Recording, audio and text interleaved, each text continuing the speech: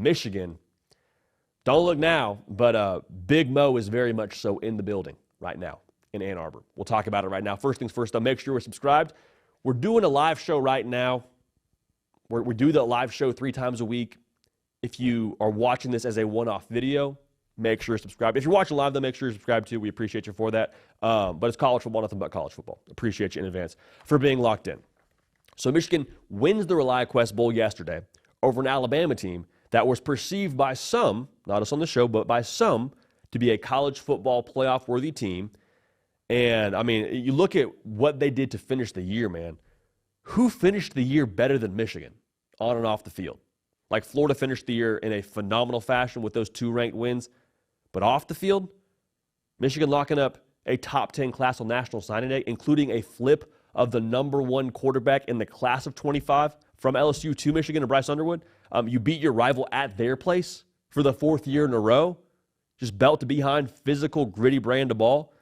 You beat Alabama. I just mentioned a team that a lot of folks viewed as a college football playoff team. In addition to all that, the cherry on top, you got a top 3 transfer portal class just hanging out. I imagine they will build upon that as well. The trajectory of what Sharon Moore is doing right now at Michigan is nothing less than elite. Nothing less than elite. And a lot of folks push back and say, well, JD, 7-5. You're buying a 7. I mean, nice finish to the year. I'm cool with that. 7-5, though, that gets you excited? That moves you? I don't know if 7-5 moves me, but trajectory moves me. Ingredients move me. What you have in-house moves me. You're telling me the kitchen is going to be stocked in the future here for Sharon Moore based on all the talent I just mentioned that they have coming to Ann Arbor. And you don't expect a good meal? You don't expect them to do something with that? The thing with Michigan has always been the secret sauce, right? It's always been just the fact that, hey, straight up, we're tougher than you. We're more physical than you. We play better together than you. We're more complementary than you. And that's why we win football games. Like the secret sauce for Michigan, the reason why I believe they beat Alabama, and I think inarguably the reason why they beat Ohio State, is they do everything well that has nothing to do with talent. That they own all those areas. They own all the margins. Everything that doesn't require talent, Michigan does at a high level. And so that's been who Michigan's been, really, quite frankly, under Jim Harbaugh as well. When they won the national championship, had a lot of talent. Do not hear me incorrectly. But they did the other things at a really high level as well. But with Sharon Moore now, when he got that job, one thing we said was, okay, now if they can keep that secret sauce and then add some more talent to it, Michigan's going to be a problem. Because Sharon Moore got the job and his reputation was, this dude recruits. This dude's going to place an emphasis on getting top talent to Ann Arbor. I mean, it's been less than a year. You got a top 10 recruiting class, number 1 quarterback, top 3 portal class. Yeah, ingredients are in-house.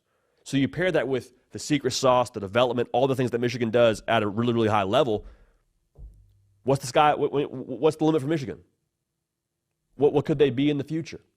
The thing for me is, like, this is the most gettable Michigan has ever been. Or at least as gettable as Michigan is going to be over the course of the next, I would venture to say, 5 years under Sharon Moore. They still beat Ohio State, still beat Alabama, still ended the top 10 class. Momentum is a dangerous thing. Very, very dangerous thing. Because you take momentum now, you can also take that and acquire more talent. Like I'm talking about this top 10 class they have right now, that's awesome for 25. What about in 26 if they go out and win 10 games and they make the college football playoff? Then what's happening at Michigan? Then what are you saying if you're Sharon Moore, able to go market that to recruits? So they're cooking right now. Yesterday was just another phenomenal notch in the belt for Sharon Moore. Was this year everything they wanted it to be? Of course not. I don't think anybody had 7-5 on the goal list for Michigan.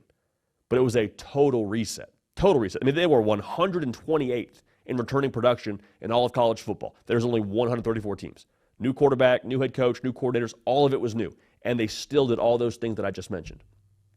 All those things. It's 18 and 22-year-olds playing a game where you line up 11 on 11 and run full speed into each other. There's going to be some imperfections. There's going to be some bumps and bruises that first year doing it, at least, under Sharon Moore. But look at what they have in-house. Look at what they're going to do. Look at the way they do things. Credit Sharon Moore to have the vision and the talent acquisition apparatus. Credit Sean McGee, the GM. And credit the powers that be around Michigan to cork the bat and go to work when it comes to landing big-time prospects like a Bryce Underwood. So, Big Mo is in Ann Arbor Feet kicked up on the ottoman. I don't think he's going anywhere anytime soon. Big win for the folks out there when it came to what happened yesterday in the Reliaquest Bowl.